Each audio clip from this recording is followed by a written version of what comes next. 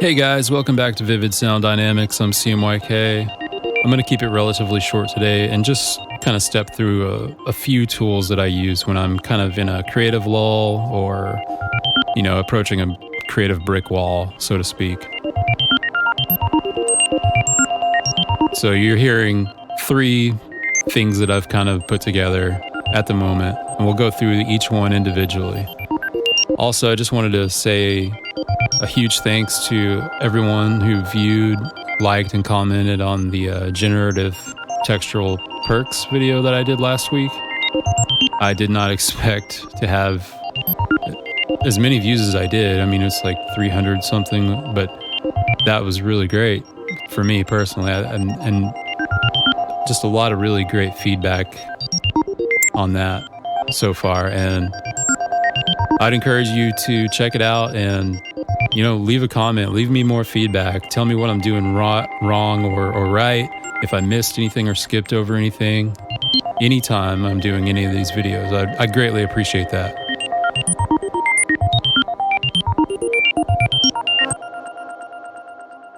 So let's just jump in here. You can see I have all three of these grouped at the moment. But we'll step into this first one. These are all tools predominantly in Ableton or Max for Live. I've added a couple of things you'll see later on that are plugins I think you can find relatively cheap. But without further ado, we'll just go through this first one here. So in here, I've just added an operator, which obviously is in Ableton. If you make any electronic music or any of that in Ableton, you're probably familiar with operator at this point. For this demonstration, and really anytime I'm doing this, I like to keep an envelope similar to this and just one oscillator in operator, keeping it real basic. Very, very short release, if any at all, sometimes. And so the main tool here that gets me a sequence flowing that I otherwise was just having issues coming up with something cool on my own. We're using MDD Snake. Now, this is a really great tool. I use it all the time, if I'm being honest. And sometimes I like what I've created so much with it that I end up keeping it. So it's for me, it's a really great tool for inspiring and coming up with sequences that I otherwise probably wouldn't have. And also, I just got to say, it keeps things feeling random, and you can add more to this to make it feel even more random, actually being more random. So anyway, we'll go through here. I may not cover everything on the device, but we'll go through the main parts that I use for generating a sequence to inspire me. So we have 4 selections here. We have notes, gates, velocities, and a custom setting. So in notes, this is where you can choose your fundamental. Scroll through each key, just click and drag up and down. Fairly straightforward. Next, we have our scale. So quite a long list of scales here, and it's also included a user scale, so you can click anywhere and create your own custom scales, which is helpful. But for now, I think I'll just stick with minor pentatonic. So next we have direction. This is the direction that the sequencer will step through the notes. So we have forwards, backwards, forwards and backwards, backwards and forwards, and random. I'll keep it on forwards for the time being. Next we have our speeds. We'll just leave it stock for now. And then steps 1 through 16, keep it 16 for now. And then we have shapes. So starting at the beginning, I won't go through all the shapes, but there's a lot of them. So obviously, left to right, top to bottom here, and so on and so forth. So for now, we'll just kind of play what we have. Well, let me cover one more thing. Right here is where you can select the range, your frequency range, basically. So for this instance, we'll just keep it kind of like a bass. So we'll keep it relatively low and narrow. To do this, you just left click and drag and stop somewhere about here. Then we can click random, and that will generate notes for our sequence based on our scale and our key. Now let's just play this and see where it's at.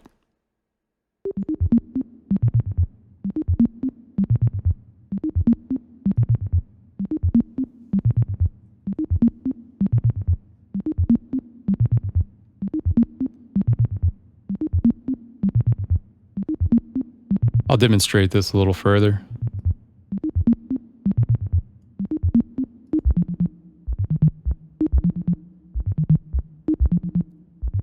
That may be too low, but you can get quite a range.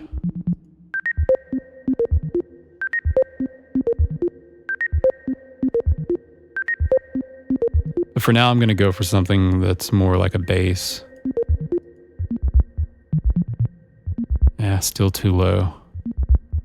Try this.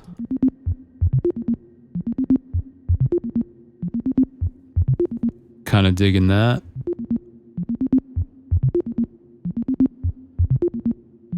I'll just cycle through my shapes.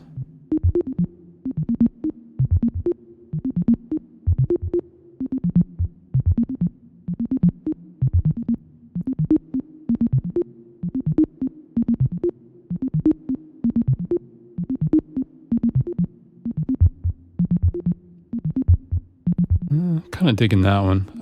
9 times out of 10, I use these types of shapes right here.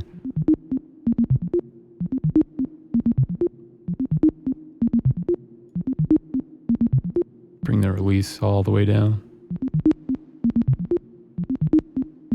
I'm a sucker for those clicks, but we'll keep a little tail on there for now. Clean it up.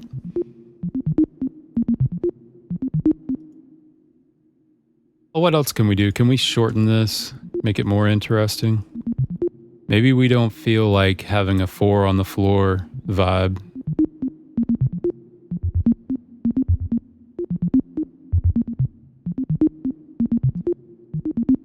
It's often inspiring to just, mess around with odd time signatures and polymetrics, polyrhythms, things like that.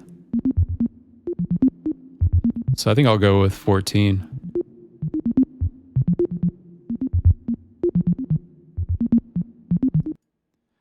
And I'll call that one pretty much done. I mean, I'm feeling somewhat inspired already.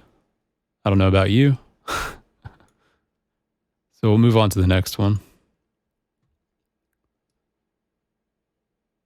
Here we have another instance of operator, doing the same thing. Oh, look at that. Let me add that tail back on here for you. I know not everyone likes the clicks and attacks of the little pops and stuff, but I just love it, man. Okay, so here we have AICD again.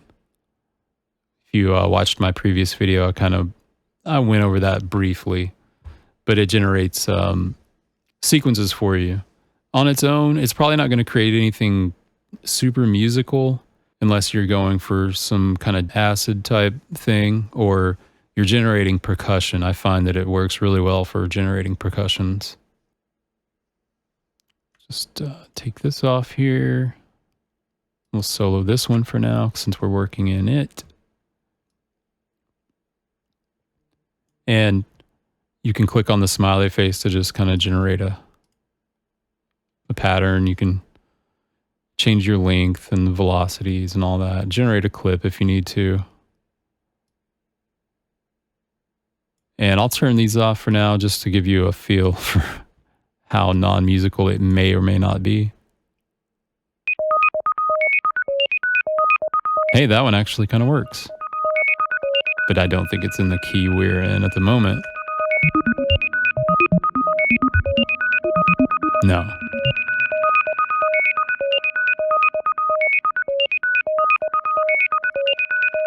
Okay, so we'll stop that.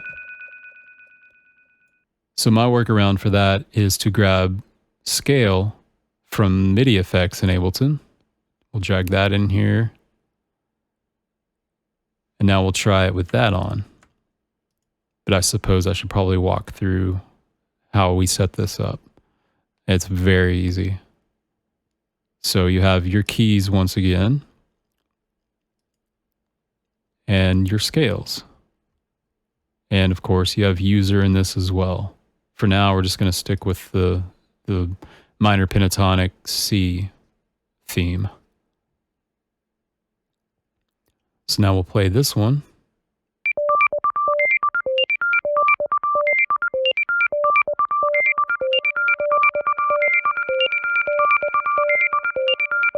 Digging that.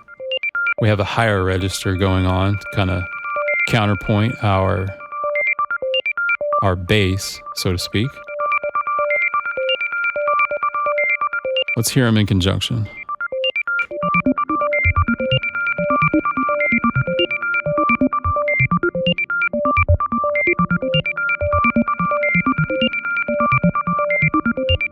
Okay, I'm not really liking this first one we created, so I'll try it again with a random.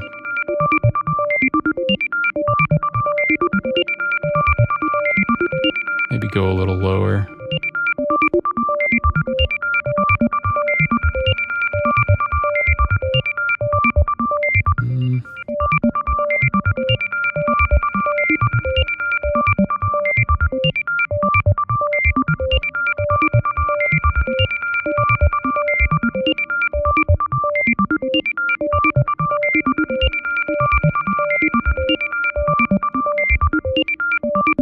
Maybe we'll slow the speed down. But when we do that, we also need to pay attention to our gate speed.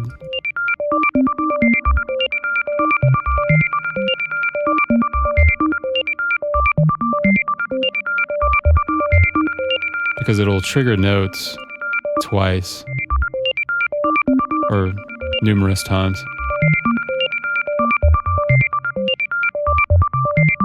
That's feeling a bit more random.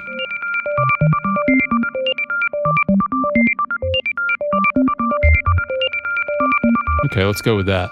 Okay, back to this one. I don't really like how this is so repetitive at the moment. So what I typically do is I'll also grab a random from the MIDI effects in Ableton, drop it in here, place it before the scale, after the AICD sequencer. This keeps everything in line in the scale. If you were to place this after the scale, you would just get random notes outside of the scale that you're working in, like this. Yeah, hear that? We don't want that. Unless you do want that, then go for it. But I'm going to place it before the scale to keep it inside of it. And we'll just play with the chance here, the probability of it hitting a random note. And I'm a huge fan of the high frequency bleeps and blips and bings and bongs and all of that. But I think I'll go down one interval here. Never forget, I mean, if you're new to Ableton, this is a huge benefit to using Ableton. If you're like so lost in the weeds, just hover over something, and right over here is your info panel. You can turn it off and on right here. You can always hover over anything, and it'll give you a pretty basic rundown of what it's capable of. Anyway, kind of digging these two together. That's inspiring.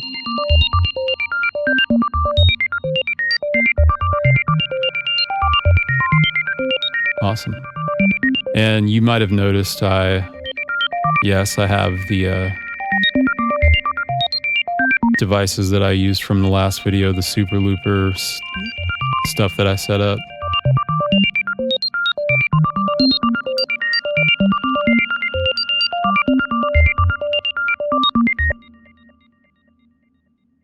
So last but not least, I've created this here. You don't have to use these tools if you don't want to, if you have something better, or you can use similar tools from these two that we've created previously. But this is just a way to generate something using a sample of your creation. In this instance, I used my voice. I recorded it in the key of C, which you should always, if you're sampling something, to turn it into an instrument in Ableton or any other DAW, I suppose. So I'm not going to break down every little aspect of all of this, but know that these tools are just generating notes for us. Not necessarily a sequence, but I guess in a way. Slink MIDI just generates MIDI notes for you based on how you set it up. So for instance, you can have it synced to the BPM that you're working in. You can go in frequency mode, yada, yada, yada, all that. You can multiply, just change all the parameters. It speeds things up, slows things down, makes things a little more randomized feeling. But also it lets you, once again, set your scale. It's kind of limited on its scales. I'll go through them really quickly just to show you. So I created a custom scale, which is just, once again, C minor pentatonic. And I had just recorded previously before this video, me just kind of humming in C for a bar, maybe 2 bars. I don't remember. And then I just dropped it inside of this, which is just sampler, which we used in our previous video on the generative textural perks. There's the sample of my voice in C. I've just kind of scaled it back. I've got it going backward and forth in sustain mode and release mode.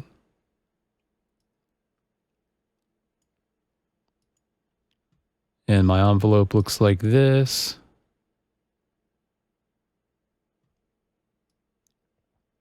I'm not going to pay much attention to this LFO. It's turned off. It's mapped to the filter, but the filter's turned off at the moment. Just giving you ideas. So I'll keep it, fairly basic here. And once again, like I said, this could be anything. You don't have to use Slink MIDI. You can use another one of these tools that we used here. So we'll solo that. And just see what Slink MIDI's doing with it with my settings. I forgot to mention, this is where I used a plugin that's not in Ableton. I'm using the OCS 45 cassette simulator from Spectral Audio, I think. Yeah, Spectral.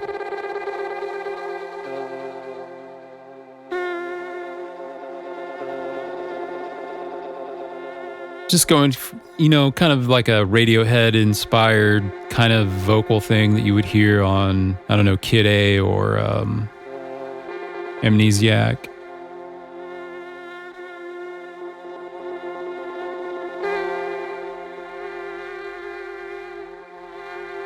You can get really wild with it, obviously. You can get this really choppy, but I'm kind of using it as a more elongated texture, so to speak. I don't know. But it's just an easy way to, once again, quickly inspire yourself and you're still working with yourself, being creative. You're either making a sample or you're humming or singing, or you could even like just grab a field recording and toss it in the sampler here, and it can give you some really wild results. Just get crazy with it. For now, let's just hear everything.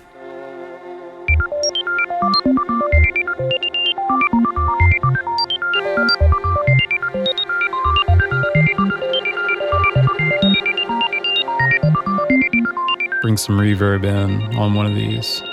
The higher pitches sound better.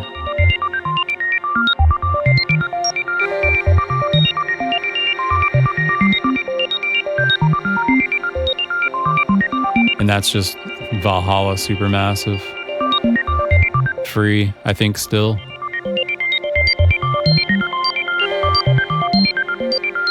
But just an amazing free reverb, right?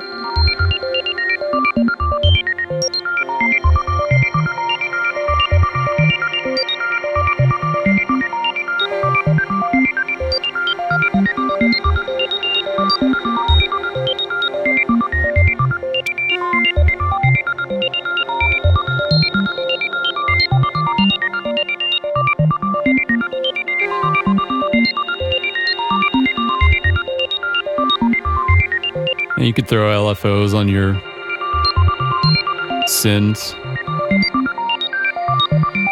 Put a slow LFO on this maybe. That would be really cool. Cycle through the reverb.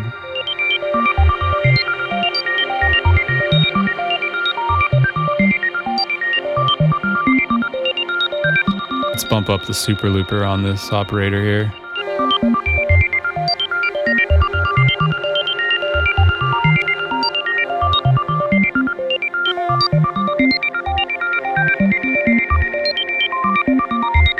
Still not really digging this one though.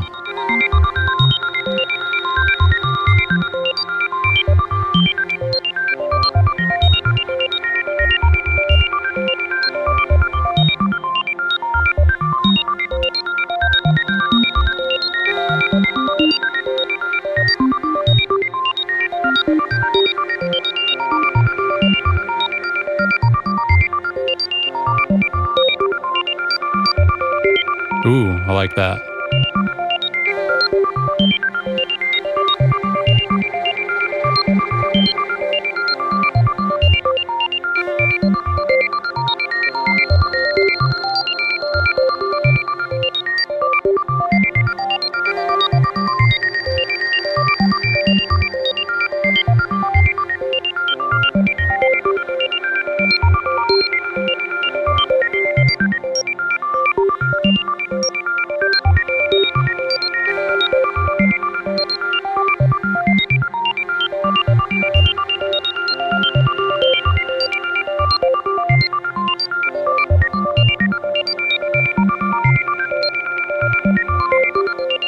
Anyway, that's just a few tools that I use to kind of get myself inspired. And if that helps you, awesome, man.